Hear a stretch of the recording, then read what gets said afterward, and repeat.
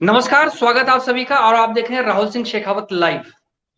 देश में एक मोटी रकम की गर्लफ्रेंड की चर्चा तो हुई थी, लेकिन हीरोइन की चर्चा नहीं है। दरअसल आप जानते हैं कि गुजरात में एक नारकोटिक्स की जो बरामदगी हुई है, जब्त हुआ है। आप जानते हैं कि गुजरात में जो कच्छ में एक पोर्ट है, पोर्ट में 21,000 करोड़ की हेरोइन जो है जब्त की गई है। अब तक का जो दावे किए जा रहे, जो बताया जा रहा है, जो रिपोर्टेड है कि अब तक सबसे ज्यादा हेरोइन जो था इस मात्रा में बरामद हुई है। तो जाहिर सी बात है, मुद्दा एक चिंतन ये है, क्योंकि आप जानते हैं कि अगर कोई आतंकवादी वारदात होती है, कोई आता है तो वो इनकाउंटर में तो मारा जाता है, उसको बाद में उसको सजा मिल जाती है। लेकिन ये जो चीज है, जो व्हाइट पाउडर है या बाकी जो अलग अलग तरीके ड्रग्स वगैरह हैं, अगर ये देश के अंदर आती हैं, वो तो मामला सरहदों का है, लेकिन सरहद के जब अंदर ये चीज पहुंच जाती है, उसके जो पोस्ट इफेक्ट्स हैं वो जानते हैं कि सोसाइटी के लिए कितने हानिकारक हैं। तो कुल मिलाकर ये मामला, और चूंकि चर्चित इसलिए भी कि जहां से ये बरामद हुई है, जहां से जब्त हुई है, वो जानते हैं कि गौतम अडानी, आप जानते हैं कि अडानी एक नाम इतना आजकल चर्चित नाम है।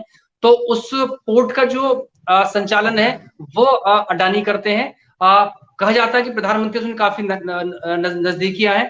तो इस लिहाज से अगर आप देखिए तो एक ये बड़ा मामला है, और इसका सोसाइटी के लिहाज से अगर आप देखिए तो अगर इस तादाद में अगर नारकोटिक्स आता है, तो उसके बाद अगर नहीं पकड़ा जाए, तो ये अगर देश में अगर चला जाए, तो फिर उसके बाद क्या। तो इस सारे मुद्दे पर, इसके अलग अलग पहलुओं पर चर्चा करने के लिए मेरे साथ एक खास पैनल जुड़ चुका है। कौन कौन मेरे साथ जुड़ गए, एक बार नजर डाल दें जी। आलोक वर्मा जी मेरे साथ जुड़ गए हैं। बहुत सीनियर जर्नलिस्ट हैं, और खास तौर पर क्राइम में उनकी महारत है। आईबिन में रहे हैं, उसके अलावा अभी रिसेंटली रिपब्लिक में थे, उसके अलावा उनके दूसरे असाइनमेंट्स रहे, लेकिन क्राइम में उनकी बहुत अच्छी खासी महारत है। स्वागत है आलोक जी आपका। नमस्कार, थैंक यू। राजीव खन्ना मेरे साथ जुड़ गए हैं, बहुत सीनियर जर्नलिस्ट हैं, बीबीसी में लंबे समय तक रहे हैं, गुजरात में रहे हैं, अहमदाबाद में रहे हैं, उसके अलावा इंग्लिश में टाइम्स ऑफ इंडिया में रहे हैं, इंडियन एक्सप्रेस में रहे हैं, पायनियर में रहे हैं, माफ कीजिएगा ट्रिब्यून में रहे हैं, और बहुत सीनियर जर्नलिस्ट हैं। तो दो लोग मेरे साथ जुड़ चुके हैं। मैं चर्चा की शुरुआत आलोक जी आपसे करना चाहूंगा, क्योंकि क्राइम का ये क्राइम जुड़ा हुआ मामला है। तो मैं चाहूंगा इस पूरे मामले पे एक तफसील से पहले आपकी टिप्पणी क्या है। देखिए राहुल, इसमें सबसे बड़ी बात है कि जो कीमत आंकी गई है विभिन्न मीडिया रिपोर्टों में, वो तो बात की बात होती है। किसी भी ड्रग्स की कीमत जब तक कि उसको लैब में टेस्ट न कर लिया जाए, आंकना बहुत जल्दबाजी होती है। हालांकि जो एजेंसियां इसको डिटेक्ट करती हैं, वो बढ़ चढ़ के इसका दाम बताती हैं, लेकिन कोई एक इंटरनेशनल इसका स्टैंडर्ड ऑफ प्राइस नहीं है जिससे ये कहा जा सके कि इतने करोड़ की हेरोइन है। लेकिन मात्राओं के हिसाब से देखें तो 2019 के बाद ये सबसे बड़ी रिकवरी है। 2019 में 2450 किलो हेरोइन रिकवरी हुई थी। उसके पहले 1250 किलो हेरोइन रिकवरी का रिकॉर्ड है, और ये 3000 किलो हेरोइन की रिकवरी बताई जा रही है। लेकिन इसमें खास बात यह है कि ये अफगानिस्तान से आ रही थी, और जिस कपल को इसमें नामजद किया गया है या जिसको आरोपी बनाया गया है प्राइमा फेसी, उसके बारे में इन्वेस्टिगेशन पर यह पता चला है कि विजयवाड़ा के जिस एड्रेस से उन्होंने एक्सपोर्ट इंपोर्ट का लाइसेंस लिया था, वो एड्रेस सिर्फ एक्सपोर्ट और इंपोर्ट के लाइसेंस लेने के लिए ही यूज किया गया था। मतलब कुल मिलाकर मेरा कहने का मतलब यह है कि किसी बहुत बड़ी ड्रग्स रैकेट का एक हिस्सा मालूम होती हैं, जो मुझे ऐसा लग रहा है, क्योंकि अब तक शायद आधा दर्जन लोग इसमें गिरफ्तार हो चुके हैं, जो प्राइमरली कपल के अलावा, और काफी कुछ इसमें होकर निकल कर आना है। लेकिन इसमें खास बात यह है कि डीआरआई इसका इन्वेस्टिगेशन कर रही है, और डीआरआई का इन्वेस्टिगेशन बहुत ही टॉप सीक्रेट होता है। इस बीच में जो अडानी जी का आपने जिक्र किया, अडानी पोर्ट से, ये अडानी के अंडर में अडानी उसका संचालन कर रहे थे, उस पोर्ट का जहां से ये बरामद हुई। तो अडानी ने एक स्टेटमेंट जारी करके अपनी तरफ से ये अपना कॉलर साफ किया है कि संचालन में हमारी जिम्मेवारी होती है, लेकिन कंटेनर में क्या है ये सिर्फ सुरक्षा एजेंसियां ही जांच करती हैं। तो अब अभी देखा जाए तो अभी हम अगर किसी को कल्प्रिट मान लें, अभी किसी को कुछ कहें, तो शायद ये जल्दबाजी होगी, क्योंकि ड्रग्स के इन्वेस्टिगेशन में थोड़ा वक्त लगता है। बिल्कुल, आपने अपनी तफसील से पूरी चीजें बताई थी। चूंकि ये मामला अभी आगे सारे इसकी जो लेयर्स हैं वो आगे खुल के आएंगी। तो राजीव, आप गुजरात में बहुत लंबे समय तक रहे थे, पूरी बात आलोक वर्मा जी ने अपनी बात रखी है। ये पूरा जो मामला किस रूप में देखते हैं, क्योंकि जहां से पूरा कच्छ है, कच्छ के जरिए आई, और बहुत लंबा पूरा वहां से आप जानते हैं कि समुद्री जो एरिया है वो पूरा कोस्टल एरिया है। इस पूरे मामले को आपकी पहले रिएक्शन आपका क्या है। देखिए, ये जो चीजें हैं, इसको एक मतलब सिक्योरिटी, नेशनल सिक्योरिटी और इंटरनेशनल जो ड्रग ट्रेड है उसके पर्सपेक्टिव में देखना बहुत जरूरी है। सिर्फ इसमें हम मतलब बात कहें कि ये पोर्ट अडानी का था या अडानी की क्लैरिफिकेशन आई, और क्लैरिफिकेशन सही भी है कि मतलब उसकी पुलिसिंग जो है वो तो अल्टीमेटली गवर्नमेंट एजेंसीज करती हैं। पर बात ये है कि अब देखिए, जब से तालिबान सरकार अफगानिस्तान में आई है तो जाहिर सी बात है कि ये हेरोइन और ये जो अफीम और हेरोइन का जो ट्रेड है बढ़ने की आशंकाएं जताई जा रही हैं। अब ये जो वैसे आता है नॉर्थ वेस्ट इंडिया में जो आता है, ये सीधा है कि वाया पाकिस्तान ये पंजाब में आता है और फिर आगे जाता है, मतलब इंडिया के अलग अलग हिस्सों में जाता है और वहां से फिर इंटरनेशनल ट्रेड में जाता है। अब दूसरा जो अभी जो रूट एक डेवलप मतलब बताया जा रहा है वो यही है कि ये अफगानिस्तान से ईरान और ईरान से इंडिया। तो अब बात मीन ये है कि जो हमारी कोस्टल सिक्योरिटी है उसके बारे में मोदी साहब भी मतलब जब से मैं गुजरात था 20 साल से बड़ी बड़ी बातें करते रहे कि हमारा 6000 किलोमीटर का कोस्टल स्ट्रेच है, ऐसा है, उसको डेवलप करने की जरूरत है, फलाना है, ढिकना है। पर साथ में ये भी है कि देखिए, इसका एक सिक्योरिटी पर्सपेक्टिव देखना बहुत जरूरी है। ये ड्रग्स अगर ये समुद्री रास्ते गुजरात में आते हैं तो गुजरात से ऑब्वियस है गोवा जाएंगे या नॉर्थ ईस्ट जाएंगे और वहां से फिर इंटरनेशनल उसमें जाएंगे। तो कितनी कॉस्ट है, क्या है, वो तो एक अलग पहलू रहता है इन चीजों का। पर सबसे बड़ी चीज ये है कि इसमें आपको इंटरनेशनल सिक्योरिटी, ये जो नए ड्रग ट्रेड्स हैं इसके बारे में देखना, और सबसे बड़ी चीज मतलब फिर वो भी आती है कि जब हम पोर्ट्स को प्राइवेटाइज करते हैं तो उस पर भी ये कहीं ना कहीं एक सवाल उठता है कि जब पोर्ट्स को आपने प्राइवेटाइज किया है तो फिर उसकी सिक्योरिटी जो है वो फूड प्रूफ होनी बहुत जरूरी है। और ड्रग ट्रेड, आप जानते हैं कि ड्रग ट्रेड जो है वो अकेले नहीं चलता, ड्रग्स के साथ फिर आर्म्स भी चलते हैं और आर्म्स के साथ फिर टेररिज्म या मिलिटेंसी उसकी चीजें भी चलती हैं। और गुजरात में पहली बार नहीं हुआ है कि भाई पहली बार, चलो आप ये कहें कि स्केल पे ड्रग्स पकड़े गए पहली बार है, पर गुजरात में अमूमन आर्म स्मगलिंग वगैरह हम सब जानते हैं कि जो 1992 के बॉम्ब ब्लास्ट थे उसका जो जखीरा था पाकिस्तान से वो भी मतलब बाय सी आया था, वो हालांकि महाराष्ट्र आया था। फिर उसके बाद जब हम देखते हैं कि 26/11 का अटैक जो है उसका हिसाब किताब भी गुजरात के कोस्टल एरिया के थ्रू ही आया था। तो एक कोस्टल सिक्योरिटी जो है अपने आप में एक बहुत बड़ा मुद्दा है और इसको एड्रेस करने की बहुत बड़ी जरूरत है। जहां तक हम बात करते हैं कि कभी मतलब कि सिर्फ एक बड़े बयान देना या पाकिस्तान चाइना का मतलब कि एक हल्ला मचाए रखना, एक जिंगोइस्टिक जो हमारी एक स्ट्रैटेजी रहती है कि हर चीज को ब्लेम करना, पर हम अपने स्तर पर क्या कर रहे हैं इसको रोकने के लिए, वो बहुत बड़ी चीज है। जी राहुल। बिल्कुल बिल्कुल, मुझे नेशनल सिक्योरिटी पाना था, लेकिन चूंकि आपने छेड़ तो मैं चाहता हूँ इसी सवाल को थोड़ा सा आगे आलोक वर्मा जी से बढ़ाऊंगा। वर्मा जी, ये तो मामला एक उसका, लेकिन जाहिर सी बात है इसका पूरा नेशनल सिक्योरिटी से जुड़ा हुआ है, क्योंकि तालिबान जब से अफगानिस्तान में आया उसके बाद बहुत सारी चीजें हमारे साथ दिक्कतें आई हैं। एक अगर हम स्ट्रेटेजिकली आप देखते हैं, मुंबई में जो अटैक हुआ था, जाहिर सी बात है वो भी तब भी ये बात उठी थी कि हमारी जो कोस्टल सिक्योरिटी है उस पर सवाल खड़े हुए थे। तो ओवरऑल इस पूरे जो ये आपके सामने जो पूरे ये डेवलपमेंट है, किस रूप में आप इसको उससे जोड़ के? देखिए राहुल, मैं आपकी और राजीव जी की दोनों की बातों से सहमत हूं कि नेशनल सिक्योरिटी का ये इशू है। लेकिन मैं यहाँ एक चीज आपको बताना चाहता हूँ इन्वेस्टिगेशन के लिहाज से, जो मेरा एक्सपीरियंस है, जो मैंने देखा है नजदीक से, उसके हिसाब से जो ड्रग्स की अभी जो खेप बरामद हुई है, मैंने इसीलिए आपको अपनी टिप्पणी के लास्ट में कहा अपनी बात के साथ मैंने कि अभी कुछ भी कहना जल्दबाजी होगी।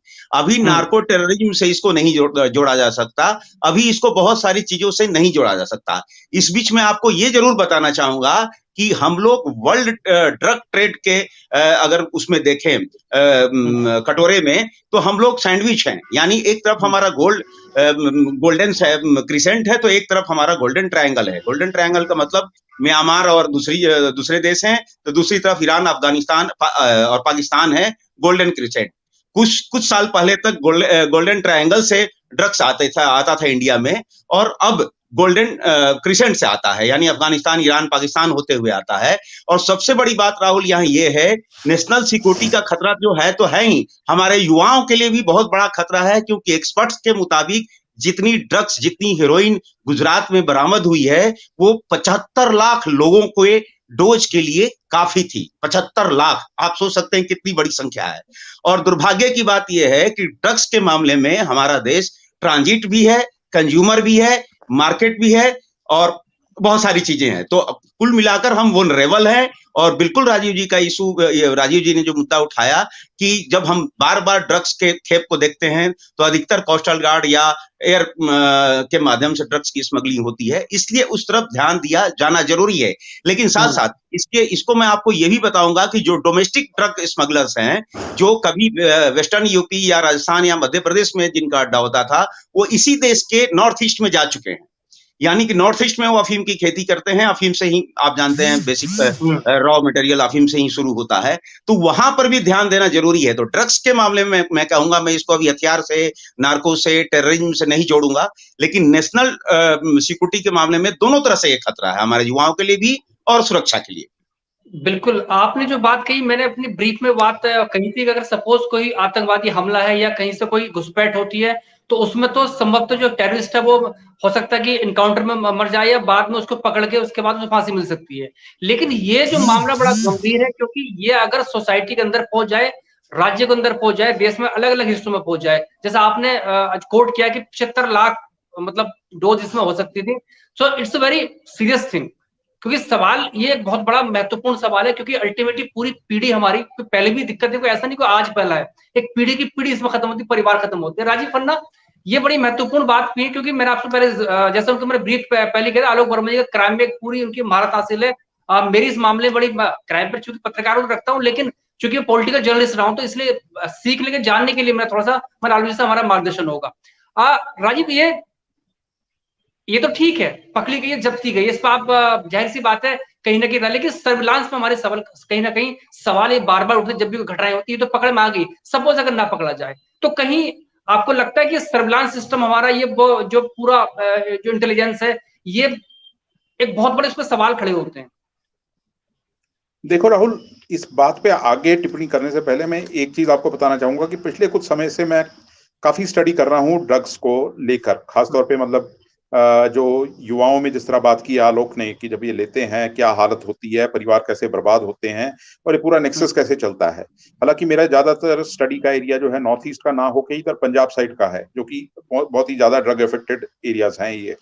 तो जब हम सर्वेलांस की बात करते हैं, इंटेलिजेंस की बात करते हैं, तो इसमें मतलब ये होता क्या है, हमारे यहाँ जब भी कोई ऐसी चीज होती है या जब फेलियर्स आते हैं हमारे सिस्टम के सामने, तो हम कह देते हैं इंटेलिजेंस फेलियर था या हमारा सर्वेलांस फेलियर था। पर अल्टीमेटली इस डायरेक्शन में हम कर क्या रहे हैं, सबसे पहली चीज ये है। जब तक हमारे यहाँ मतलब जिस तरह हम पंजाब वगैरह में देखते हैं कि ये चीजें बिना, मैं कहूंगा आपके जो एडमिनिस्ट्रेशन है या पॉलिटिकल सिस्टम है, बिना उसके आशीर्वाद के ये चीजें नहीं चलती हैं। जिस तरह मैं पंजाब में था, तो आपको एक छोटा सा एग्जांपल दूंगा कि मतलब मुझे ये चीज ऑन रिकॉर्ड, एक फॉर्मल डीजीपी बोलते हैं पंजाब के कि जो बीएसएफ के नाके होते हैं वो बिकते हैं मतलब इन द सेंस कि वहां ऐसा होता है कि आपको कहा जाता है कि 2-3 घंटे के लिए आप नाके पे मतलब आंखें बंद कर लीजिए और 2-3 घंटे में जो होना होगा ड्रग्स आ जाएंगे उधर से। अब ड्रग्स कैसे आते हैं वहां से, हालांकि पंजाब तो बहुत ही एक तरह से मैं कहूंगा कि बहुत अच्छी तरह फेंस हुआ है, इलेक्ट्रिकल फेंसिंग है, पर उसके बावजूद ये जो आपके पाइप्स होते हैं, प्लास्टिक पाइप्स होते हैं, इनको डाल के ड्रग्स आ रही हैं, या बड़ी बड़ी गुलेल के थ्रू जो है आपकी जो ये होती है अमावस की रात होती है, उस दिन पैकेट्स पूरे के पूरे फेंके जाते हैं, इस साइड कलेक्ट किए जाते हैं। तो मतलब कई तरीके से होता है। ये चीजें जो हैं, जब तक आपका एक सिस्टम खुद उसमें इन्वॉल्व नहीं है, तब तक ये उनके बीच में ये चीज नहीं आती। अच्छा, दूसरी एक और चीज, मतलब खासतौर पे पंजाब के कंटेक्स्ट में जब मैं कहता हूं, तो मेरी ये चीज मतलब नोट करने वाली है कि आज तक मैंने बहुत से सीनियर ऑफिशियल्स को ये चीज पूछी है, तो उन्होंने ना इसको डिनाई किया है और ना ही इसे कंफर्म किया है कि मतलब कहीं कुछ ना कुछ ये एक मतलब युवाओं को उस तरफ धकेलने के पीछे क्या तंत्र ऑपरेट कर रहा है। सबसे पहली चीज ये है ना कि जब हम जानते हैं कि पंजाब है, असम है, ये स्टेट्स ने मिलिटेंसी देखी है, ठीक है ना। मिलिटेंसी के बाद यहाँ पर एक ड्रग्स का एक पूरा एक मतलब वेव आनी इस तरह से, तो इसको कई सोशल और पॉलिटिकल पर्सपेक्टिव से देखने की बहुत जरूरत है इस चीज को। और जहां तक मतलब बात है सर्वेलेंस की, इंटेलिजेंस की, तो इंटेलिजेंस तो देखिए ऐसा है कि आपके लोकल लोगों से, जो अवेयर लोग होते हैं, उनसे बढ़िया कोई इंटेलिजेंस नहीं होता है। तो आपको वो सब टैप करना बहुत, हाँ, ट्रेडिशनल सिस्टम जो है टैप करना बहुत जरूरी है। और जैसा मैं कह रहा था कि पंजाब में तो हालांकि फिर भी इलेक्ट्रिकल फेंसिंग है। समुद्र में क्या है, समुद्र में हम जानते हैं कि कितनी बार पाकिस्तानी हमारे मछुआरों को ले जाते हैं या उनके मछुआरे हमारे यहाँ वो जाते हैं, अरेस्ट किए जाते हैं, पर क्योंकि समुद्र में तो बाउंड्री नहीं है, ठीक है ना। आप बाउंड्री कैसे मार्क करेंगे समुद्र की? तो सबसे बड़ी ठीक चीज है। ये है। तो और समुद्र के रास्ते ही इतना लंबा एक आपका कोस्टल वो होना, एक कोस्ट लाइन होना, और फिर आप नया जो एक नया रूट ये इमर्ज हुआ है कि भाई समुद्र के जरिए, पहले जो नॉर्थ वेस्ट से आ रहा था, और जिससे आलोक ने कहा गोल्डन क्रेसेंट भी है, गोल्डन ट्रायंगल भी है, हम लोग सैंडविच हुए हैं, तो उसके बीच में हम लोगों को तो बहुत प्रोएक्टिव होने की जरूरत है ना। तो और बिल्कुल। आपके पास एक एजेंसी तो है नहीं, आपके पास तो बहुत सारी एजेंसीज हैं। और फिर बात वहां भी आती है कि जब एजेंसीज की हम बात करते हैं, उनकी आपसी कोऑर्डिनेशन की भी बात होती है। आप जानते हैं सब अपना क्रेडिट लेने के लिए पुलिस डीआरआई से कुछ चीज छुपाएगा, डीआरआई कस्टम से छुपाएगा, कस्टम आपका बीएसएफ से छुपाएगा, बीएसएफ वाला आर्मी से छुपाएगा, आर्मी वाला आपका कोस्ट गार्ड से छुपाएगा। क्रेडिट लेने के चक्कर में कई बार क्या क्या खेल होते हैं आप जानते ही अच्छे तरीके से। बिल्कुल बिल्कुल। तो इस सब के बिल्कुल बीच में मतलब एक कोऑर्डिनेटेड सस्टेन्ड एफर्ट की बहुत जरूरत है। बिल्कुल। बहुत बहुत महत्वपूर्ण बात कही है आलोक जी। जाहिर सी बात है कि बिना नेक्सस के, चाहे वो पॉलिटिशियंस हो, चाहे वो ब्यूरोक्रेट्स हो, चाहे वो जो भी आपके एजेंसीज हैं, जो कंसर्न एजेंसीज है जो डील करती हैं, कहीं ना कहीं फेलियर, या तो फेलियर होती है या फिर वो उनका एक मिली भगत एक रूप में उनकी होती है। जाहिर सी बात है, ये बात बिल्कुल साफ है कि जिस पोर्ट से मिली है, पोर्ट चाहे वो किसी का भी है, सीधे तौर पर उनको नहीं कहा सकता, लेकिन थ्रेट तो है, क्योंकि आपने जिस तरह से पूरा कोट किया है। इसमें मेरा एक चीज और है, जैसे आलोक जी, अक्सर जो चर्चा चलती है साहब, तीसरा युद्ध अब नहीं होगा, अब युद्ध होगा तेल के लिए होगा, कोई कहता है पानी के लिए होगा, मुझे लगता है कोई कहता है अब ये वार दूसरी तरह का होगा। ये जो हमारे इंडियन कॉन्टेक्स्ट में देखें तो ये जो ड्रग्स का पूरा, या ये पूरा नारकोटिक्स का है, ये बहुत, मुझे लगता है कि बहुत बड़ा खतरा है। बिल्कुल सही आपने कहा राहुल। देखिए, ड्रग्स का जो स्मगलिंग है ड्रग्स की, वो इस वर्ल्ड की सबसे बड़ी 2 नंबर का धंधा है, यानी ब्लैक मार्केट का। और 2 नंबर पे आने के बाद आप ये समझ सकते हैं कि इसमें अरबों रुपए का टर्नओवर है हर एक साल का, शायद अरबों में कम ही बोल रहा हूं, खरबों रुपए होगा। लेकिन इसको चलाने के लिए जाहिर सी बात है कि नेक्सस ही काम करता है, वो सिस्टम का नेक्सस हो, ब्यूरोक्रेट का नेक्सस हो, पॉलिटिकल नेक्सस हो, या और कोई नेक्सस हो। मेजर बात यहां यह है कि अगर डिटेक्शन बढ़िया होता है तो भी ये सिस्टम ही काम करता है, ये एजेंसियां ही काम करती हैं। अगर 3000 किलो हेरोइन आज रिकवर हुआ है तो हमारी एजेंसी ने ही किया है। और जिस तरह की ये स्मगलिंग है, जिस तरह के खेप आया है, इसकी तैयारी 1-2 महीने से नहीं की जा रही। ये इसी से जुड़े, मैं ऑफ द रिकॉर्ड ये बात कह रहा हूं कि इसी जांच से जुड़े एक अफसर के मुताबिक कम से कम ये 6 महीने पहले से एक कंटेनर भेजने की तैयारी की जा रही थी, और इसके लिए तमाम इंटेलिजेंस एजेंसी एक दूसरे से वो कर रही थी, लेकिन बीच में तालिबान आ गया, वो कोऑर्डिनेशन नहीं हो पाया, फिर भी हमारी भारतीय एजेंसी इसको पकड़ पाने में कामयाब हो गई। तो ये सफलता भी है यहाँ पर। लेकिन इससे बड़ी बात जो कि राजीव जी ने उठाया वो बिल्कुल सही है कि नेक्सस को पहचानना बहुत जरूरी है। थोड़े से पैसों की लालच में मेरे पास सबूत नहीं, इससे मैं नहीं बोलूंगा कि बीएसएफ के नाके बिकते हैं या नहीं बिकते हैं और किस तरह से ड्रग्स आता है, लेकिन मैं ये जरूर बोलूंगा कि हाँ, लोकल लेवल पर कई जगह ड्रग्स को न जानते हुए भी करप्शन होता है। कई बार ये होता है कि फला सामान आना है, और जो नाके पर है या बॉर्डर पे है या पुलिस वाला है, वो जानता ही नहीं कि ड्रग्स की खेप आ रही है। तो सोचता है यार थोड़ा सा पैसा आना है, एक आदमी को उधर से आने देना है बस, तो वो पैसा ले लेता है और वो पता चलता है कि वो ड्रग्स की खेप लेकर आ गया। ऐसे कई केस स्टडीज हैं जो ऑफ रिकॉर्ड हैं, लेकिन हैं। मैं उनसे नजदीकी इंट्रोगेशन में रहा हूं शामिल, जो पकड़े गए हैं पुलिस वाले या सुरक्षा एजेंसी से जुड़े लोग। उनको कई बार क्या होता है, जैसे ट्रेन में किसी अवैध टिकट से पकड़ा गया, उसके साथ कुछ सामान है, उसने सोचा कि कुछ भी नहीं है, बस 50 रुपए ले लो या 100 रुपए ले लो या 5000 ले लो, लेके भेज देता है और पता चलता है कि उसमें गांजे की खेप या हेरोइन की खेप या कोई और तरह का इलीगल सामान है। तो ये सिस्टम भी बहुत है, तो ये बिल्कुल सही बात है। लेकिन इसके सबसे पहले तो इसको सुधार अगर करें तो सबसे पहले कहां से जागरूकता पैदा होती है? सामाजिक जागरूकता की। तभी करप्ट सिस्टम से लड़ा जा सकता है, तभी नेक्सस से लड़ा जा सकता है। मेरा यही सबमिशन है कि ड्रग्स के मामले में सबसे पहले सामाजिक जागरूकता की जरूरत है। नेक्सस तो है ही, उसको तो तोड़ना ही है, लेकिन वो जब हम सामाजिक जागरूकता अपनाएंगे तो वो अपने आप ही टूटेगा। बिल्कुल संवेदनशील मामला, कोई भी सुधार, कोई सरकार हो, चाहे आज की सरकार हो या कल की सरकार हो, बीते कल की, आने वाले कल की, बिना समाज को साथ लिए, बिना समाज के समर्थन के कोई परिवर्तन नहीं कर सकती। ये सच है बिल्कुल। राजीव खन्ना जी, आलोक जी ने बड़ा एक इस मामले में सोशल पार्टिसिपेशन की बात की है, कहीं ना कहीं उस भागीदारी की बात की है, लेकिन एक चीज और है, कहीं ना कहीं आप देखिएगा, क्योंकि पॉलिटिकल जो इच्छा शक्ति, इसको हम कह सकते हैं, एक पुड़िया किसी हीरोइन के पास मिली थी, किसी फिल्म, आप जानते हो चर्चित मामला था मुंबई का, तब तो उसमें हो गया। अब यहाँ इतनी बड़ी हो जाती है, तो उसमें उस लिहाज से देखें, ये हमारे और आपके घर के आसपास ही मिल जाए तो सकता है इन्वेस्टिगेट रात को आपको, हम सबको जो बिठा लिया जाए कि भैया तुम्हारे घर के पास कैसे मिल गई है। तो इसमें क्या आपको लगता है? देखिए, इसमें सबसे पहली चीज जो है वो है हमारी गवर्नमेंट को दो चीजों पे बहुत ध्यान देना है। देखिए, ये मुद्दा कोई एक पार्टी से जुड़ा या एक पॉलिटिकल गेन के लिए या एक इकोनॉमिक गेन के लिए जुड़ा मुद्दा नहीं है। ये आपकी पूरी सोसाइटी इस पे दांव पे लगी हुई है, आपका भविष्य दांव पे लगा हुआ है, आपके बच्चे दांव पे लगे हुए हैं। ऐसा नहीं है कि एक सिर्फ एक मतलब कि ये मिडिल क्लास बच्चा जो है वही ड्रग्स ले रहा है, पॉलिटिशियंस के बच्चे भी ड्रग्स लेते हैं, वो भी उतने ही वल्नरेबल है इस माहौल में। सबसे पहले पॉलिटिशियंस को ये समझने की बहुत जरूरत है। तो फिर आपने जैसा कहा कि जब एक हीरोइन के पास से 50 ग्राम या 30 ग्राम या 3 ग्राम या 2 ग्राम किसी एक्टर से मिलती है हीरोइन, तो आप उसको नेशनल डिबेट बना देते हैं, आप पूरा हल्ला करते हैं, उस पर कई दिनों तक उस पर चर्चा करते रहते हैं, सिर्फ इसलिए कि आपका पॉलिटिकली मोटिवेटेड वो सारा हिसाब किताब रहता है।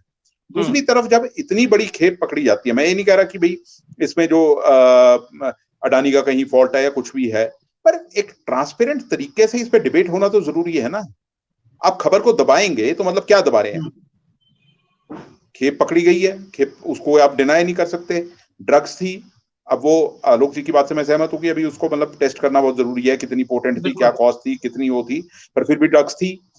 अगर हम कहते हैं कि ये इतनी थी, मतलब 3000 किलो ना होकर, मैं कहता हूं अगर 10 किलो भी थी तो भी ड्रग्स थी।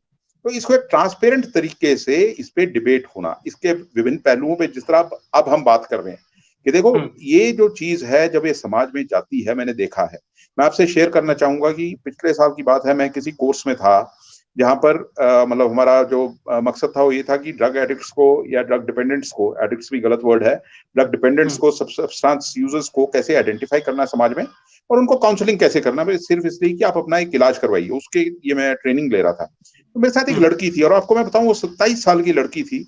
और जब मैंने उससे पूछा कि एक रात मैंने उसे बिठाया अपने पास और मैंने कहा बेटा बताओ, आप कैलकुलेट करते हैं कि आपने कितने के ड्रग्स लिए हैं, ठीक है?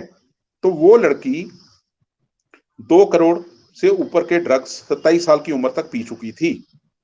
और उसके बाद उसकी सेहत का क्या हाल था ये तो मैं बयान ही नहीं कर सकता। तो आप सोचिए मतलब किस तरफ हमारा युवा जा रहा है, कहाँ जा रहा है। और ये पॉलिटिशियन मतलब अपने एक छोटे से बेनिफिट के लिए, या सिर्फ आज ये कहें कि जी क्योंकि अडानी ग्रुप को मोदी साहब के पास देखा जाता है तो इस पर डिबेट नहीं होना चाहिए, मतलब ये तो एक बहुत गलत नजरिया है ना। ये सीधी सी बात है, आप अडानी साहब का पक्ष रखिए, वो कह रहे हैं कि भाई ठीक है हमारी जो पुलिसिंग है वो हमारे अंडर नहीं आती, सीधी सी बात है नहीं आती, ठीक है, तो उसके लिए कोई भी एजेंसी जिम्मेदार है, वो एक अलग है, वो एक प्रोसेस है आपका इन्वेस्टिगेशन का, और इवेंचुअली कोर्ट्स में जाके एक जुडिशियल जो उसका प्रोसीजर होता है उसका, और लॉजिकल कंक्लूजन तक वो जाना चाहिए। पर मेरा कहना ये है कि इन चीजों से आप आंखें बंद करके नहीं बैठ सकते, इस पे एक फुली ट्रांसपेरेंट इन्वेस्टिगेशन और फुली ट्रांसपेरेंट तरीके से डिबेट्स की जरूरत है, जिसमें हमको चाहिए जो सीनियर ऑफिसर्स हैं, चाहे डीआरआई के हैं या आपके कस्टम्स के हैं, पुलिस के हैं, आर्मी के हैं, बीएसएफ के हैं, क्योंकि जैसा मैंने पहले कहा कोऑर्डिनेटेड अप्रोच की बहुत जरूरत है। और जब आप आ जाते हैं खबरें दबाने पे, जब आप खबरें, मैं यही कहूंगा कि यही मतलब आप सोचिए, यही अगर ये ड्रग्स की खेप आज किसी और प्रदेश में पकड़ी जाती, ठीक है, तो कितना हल्ला मचा होता है नेशनल टीवी पे, आप इमेजिन कर लीजिए। और किस तरह इसको दबाया गया है पूरे तरीके से, वो देखिए आप। जी बिल्कुल राजीव, मैंने पुड़िया का जिक्र इसलिए किया था कि पुड़िया वो बहुत चर्चित हुई थी, एक पुड़िया हीरोइन के पास पकड़ी गई थी कथित तौर पर, उसके बाद उस पर काफी चर्चा थी, तमाम चर्चा हुई थी। आलोक जी, मामला सिर्फ जब्त होने का, किसी के गिरफ्तार होने का या किसी को सजा होने का नहीं है, मामला इतना संवेदनशील है, चर्चा इस पर इसलिए जरूरत है कि सवाल किसी पर्सनैलिटी का नहीं है कि किसके पोर्ट पाई थी, ये इसलिए महत्वपूर्ण है कि अगर जो आपने डोज जो कोट किया, अगर ये सोसाइटी में चल जाए, सरकारें हमारी पॉलिटिकल पार्टीज हुसोवर इज देयर, वो उनका जो इंटेंशन, जो उनका जो पूरा एक मैंडेट होता है, वो सिर्फ पॉलिटिकल माइलेज लेने तक का होता है। क्योंकि राजीव ने जो जिक्र किया ना फाइनल कंक्लूजन में तो शायद हम बहुत कमजोर हैं, डोंट यू फील सो? बिल्कुल सही बात है राहुल, इसमें सबसे सोचने वाली बात है जो आपने उठाया था मुद्दा मुंबई वाला, जिसमें पुड़िया या छोटी सी की बात है। तो मैं आपको एक छोटे से एग्जांपल से इसको बताना चाहूंगा कि मैं दैनिक जागरण में होता था दिल्ली में, और मैं क्राइम कवर करता था, रूटीन के क्राइम।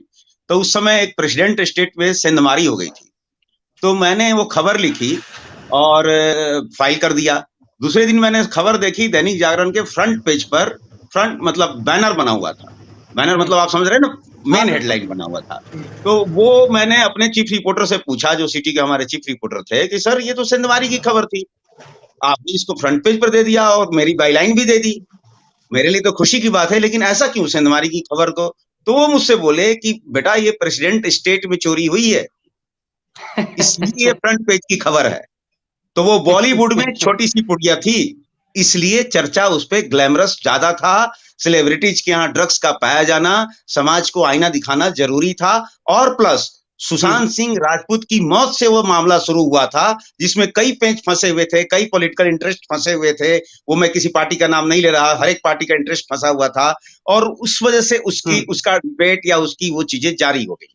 यहां मैं ये कहना चाहूंगा कि मैं किसी एजेंसी का पक्षधार नहीं हूं या पक्ष नहीं ले रहा हूं, लेकिन डीएलआई की इन्वेस्टिगेशन में आपको अगर याद हो, राहत फतेह अली खान के यहाँ से के पास से विदेशी मुद्रा का रिकवर होना, या और सेलिब्रिटीज के पास से विदेशी मुद्रा का रिकवर होना, डीएलआई की इन्वेस्टिगेशन में ये पाया गया है, सीबीआई की इन्वेस्टिगेशन में ये पाया गया है कि बहुत कुछ वो बाहर नहीं आने देती। मुंबई ड्रग्स में क्या था, एनसीबी थी, वो पब्लिसिटी जैसे लोकल पुलिस होती है, वो अपना आप सारा कुछ बताती है आपको, उस हिसाब से आप उसको मैनेज करते हैं, फिर छपती है, चलती है, और वो डिबेट भी शुरू हो जाता है। लेकिन इस मामले में क्या है, बेसिकली राजीव जी का ये कहना तो ठीक है कि इस पर डिबेट होना चाहिए, लेकिन खबरों का बाहर ना आना बड़ा दूसरा इशू है। या तो रिपोर्टर ऐसा नहीं है जो खबर निकाल नहीं पा रहा, या एजेंसी ऐसी है जो अब जैसे नेशनल सिक्योरिटी से जुड़ा हुआ मामला है, कई बार ऐसा होता है कि हम लोग जान रहे होते हैं कि ये ऑपरेशन चल रहा होता है, ये चल रहा है, इस टेररिस्ट को पकड़ा जा सकता है, इस टेररिज्म पे ऑपरेशन चल रहा है, लेकिन हम उन खबरों को चुप हो जाते हैं, ये जानते हुए भी, क्योंकि ये नेशनल सिक्योरिटी का मामला है। तो मुझे लगता है कि ड्रग्स वाले उसमें किसी एजेंसी को खबर छिपाने का आरोप लगाना या कुछ और बात कहना, अभी बहुत जल्दबाजी होगी। मैं बार बार आपको याद होगा कि शुरू से मैं यही कह रहा हूं कि अभी इन्वेस्टिगेशन, इसमें कुछ हुआ ही नहीं है कायदे से। जब तक इन्वेस्टिगेशन कुछ ना हो जाए, हाँ ये एकदम सही है कि रिपोर्टर्स को या मीडिया चैनल्स को इस पर ट्रैक रखना चाहिए, जितना उतना नहीं रखा जा रहा, इसमें कोई दो राय नहीं। बिल्कुल राजीव, बिल्कुल आलोक वर्मा जी बात कही, और इसमें कोई दो राय नहीं कि बहुत लंबे समय से ऐसा नहीं कि जब्त की गई है तो जाहिर सी बात है जो हमारी एजेंसीज थी फेलियर उनका भी है, तो ये अल्टीमेटली वो कहीं ना कहीं उस पर उनकी वाच रही होगी, तो इसलिए पकड़ पाए, ये सच है, इसमें कोई दो राय नहीं है। लेकिन इस सच से ये सवाल खत्म नहीं हो जाता है, क्योंकि अगर हम ओवरऑल देखें, चाहे वो पुलवामा अटैक था, इतना बड़ा आरडीएक्स अंदर कैसे आ गया वो आज तक किसी को पता नहीं है। ठीक है, ये आई अंदर, सवाल क्वेश्चन इसमें भी है कि यहाँ कैसे पकड़ी गई, अच्छी बात है, अगर ना पकड़ी जाए तो, लेकिन आने का मतलब ये कि आ तो रही है, इससे पहले हो सकता है ना पकड़ी गई हो।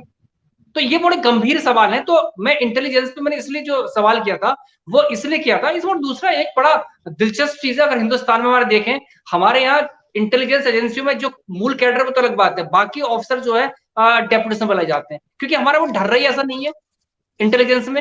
जब आप लाके उनको पटक दोगे, पनिशमेंट पोस्टिंग कई बार होती है, चलो भाई तो इंटेलिजेंस चला जाए, हर आदमी मतलब उनको लाइमलाइट वाली या क्रीम वाली चाहिए होती है। डोंट यू फील कि ये भी एक बहुत बड़ा कारण हमारे फेल्योर का, इंटेलिजेंस का ये कमजोर होने का रहता है? बिल्कुल सही बात है। और इससे पहले मैं आगे बढ़ूं, मैं आलोक जी की बात पे ये कहना चाहूंगा, मेरा कहना ये नहीं था कि किसी एजेंसी का हम फेलियर बता रहे हैं, कुछ बताते हैं, पर मेरा कहना ये था कि ड्रग्स के इशू को, मतलब ऐसा होता है ना, जिस तरह हम देखते हैं कि कोई चीज डेवलपमेंट होती है तो उसके इर्द गिर्द फिर हम वो इशू उठाते हैं। अब क्योंकि ये रिकवरी हुई है और हिंदुस्तान में अब तक की सबसे बड़ी रिकवरी हुई है जो क्लेम किया जा रहा है, तो ड्रग्स के इशू पे एक ट्रांसपेरेंट डिबेट होना बहुत जरूरी है।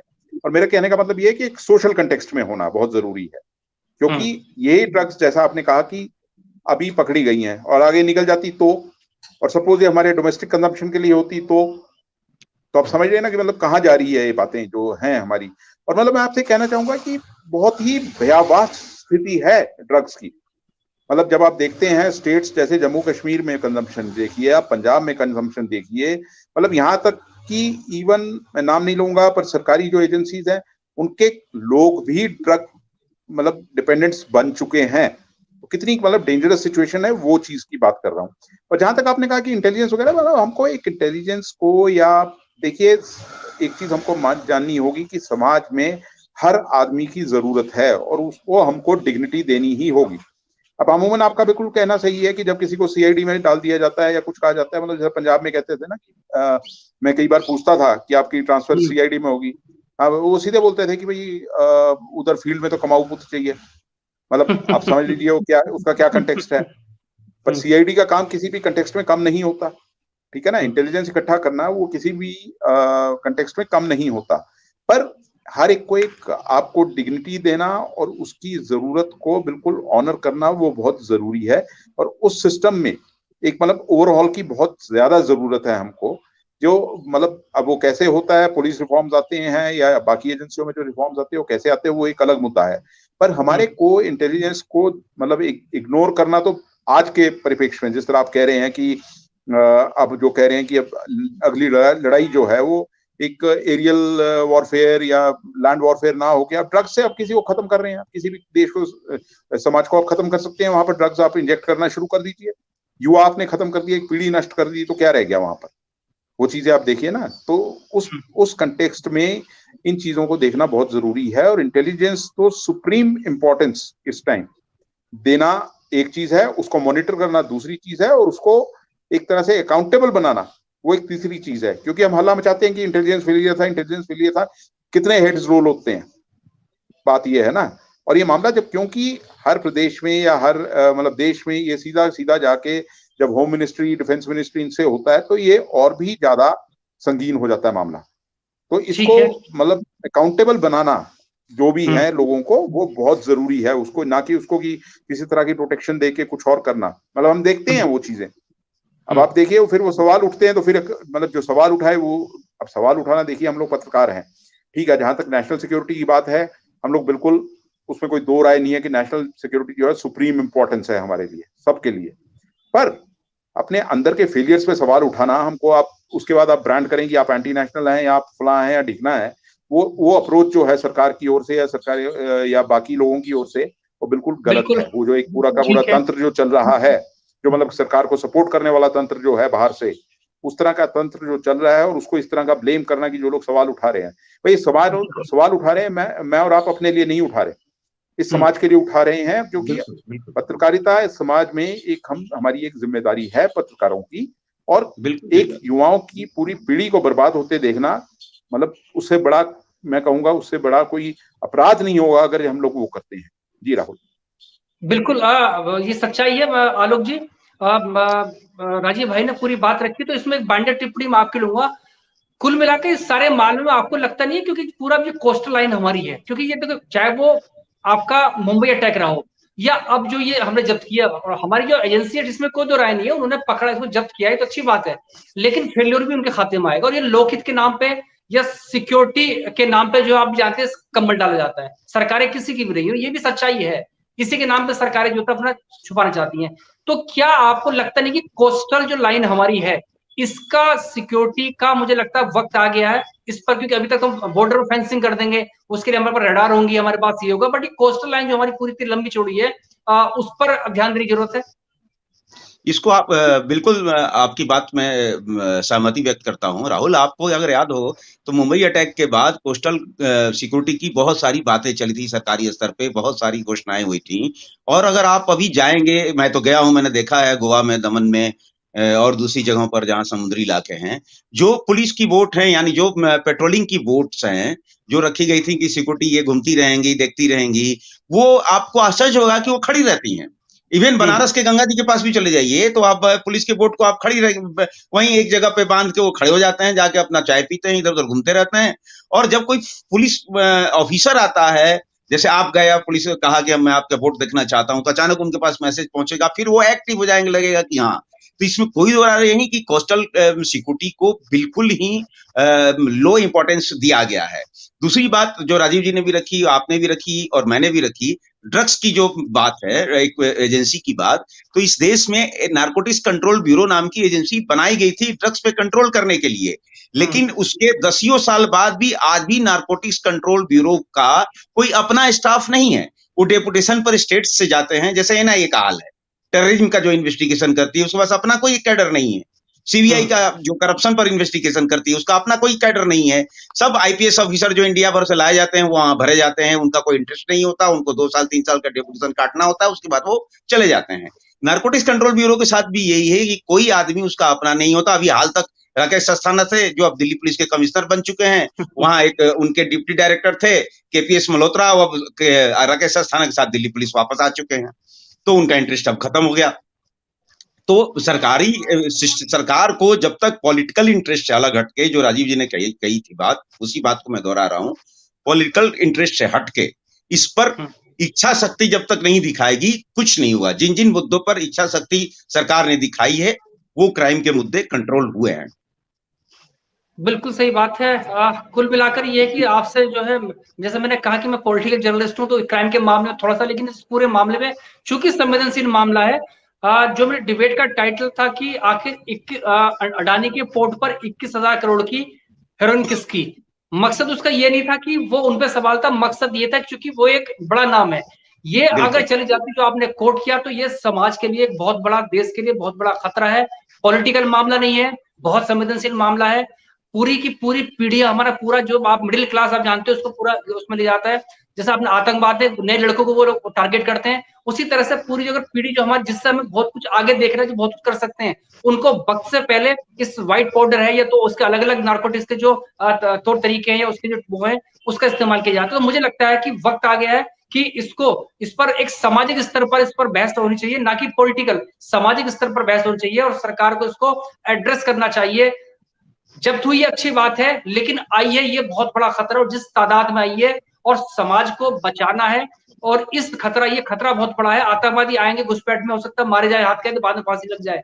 इनका क्या होगा? ये जब तक पकड़े जाएंगे, जब तक सजा होगी, तब तक हमारे बहुत पूरे के पूरी हमारी नई पीढ़ी जो है इस नशे में बर्बाद हो चुकी होगी। इसलिए बहुत बड़ा खतरा। और साथ ही साथ ये भी सच है कि वक्त आ गया है कि जो हमारी कोस्टल लाइन है उसमें सिक्योरिटी, उस पर भी ध्यान दिया जाए।